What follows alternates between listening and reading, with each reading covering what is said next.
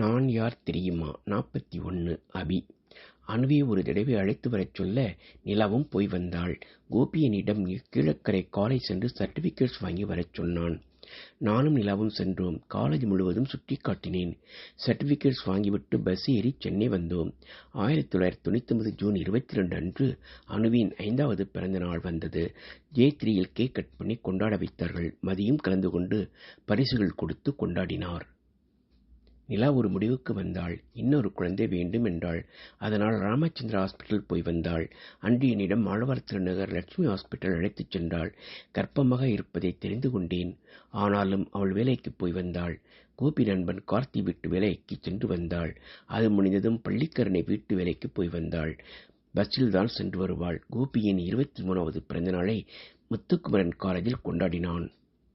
நானும் மீனாவும் மாங்காடு சென்று வணங்கி வந்தோம். புது வருடம் பிறந்தது. 2000 ஆண்டு மிலினியம் ஆண்டு என்றனர்.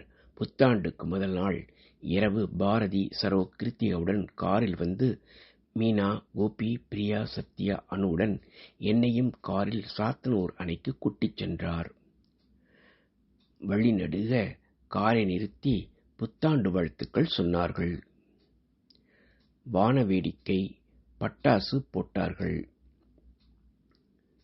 இரவு திருவண்ணாமலை லாட்ஜில் தங்கி ஓய்வெடுத்தோம். மறுநாள் காலை சாத்தனூர் அணையை சுற்றி சுற்றி பார்த்தோம். நிறைய போட்டோக்கள் எடுத்தோம். கிருத்திகாவை நிறைய போஸ் கொடுக்க சொல்லி எடுத்தோம். பாரதி மிகவும் சந்தோஷமாக இருந்தார். சரவும் மீனாவுடன் உல்லாசமாக இருந்தாள். அனைவரும் ஆனந்தமாக இருந்தனர்.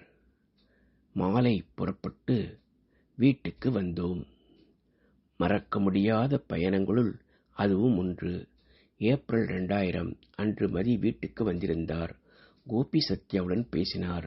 அனைவரும் அலைப்பாய்தி திரைப்படத்துக்கு சத்தியம் தியேட்டர் சென்றோம். அணுவும் எங்களுடன் வந்திருந்தான்.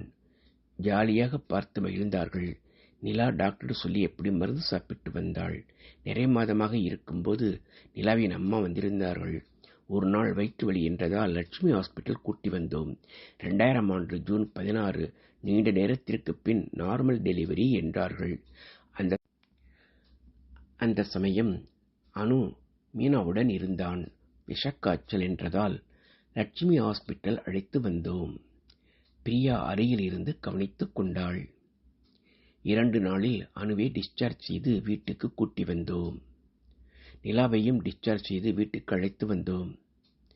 நிலாவின் அம்மா நன்றாக கவனித்து வந்தார்கள். மருந்து உணவு செய்து கொடுத்தார்கள்.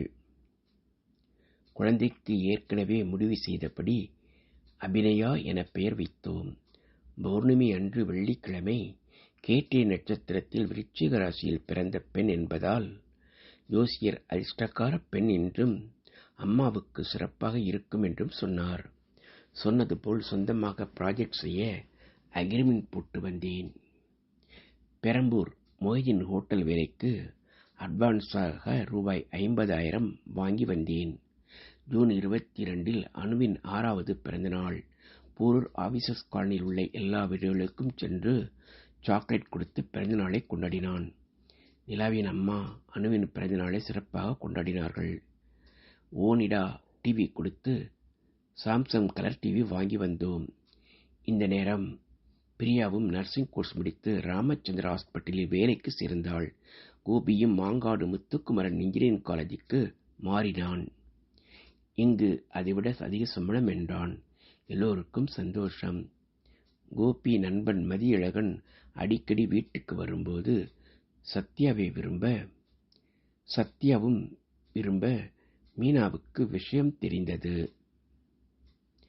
மீனா என்னிடம் விவாதம் செய்தாள். மதி என்னிடம் இது பற்றி பேச சத்யா படிப்பு முடியும் வரை காத்திருக்க சொன்னேன். சரி என்றார். கோபியும் சரி என்றான். சத்யாவுக்கு நுழைவுத் தேர்வில் சரியான மதிப்பெண்கள் கிடைக்காததால் கோடம்பாக்கம் மீனாட்சி காலேஜில் AMI கோர்ஸ் படிக்க வைத்தேன்.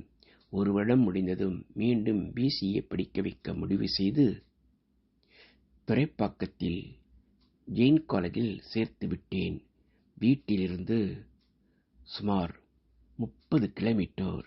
தினமும் 2 அல்லது 3 பஸ் ஏறி சென்று வருவாள். கஷ்டப்பட்டு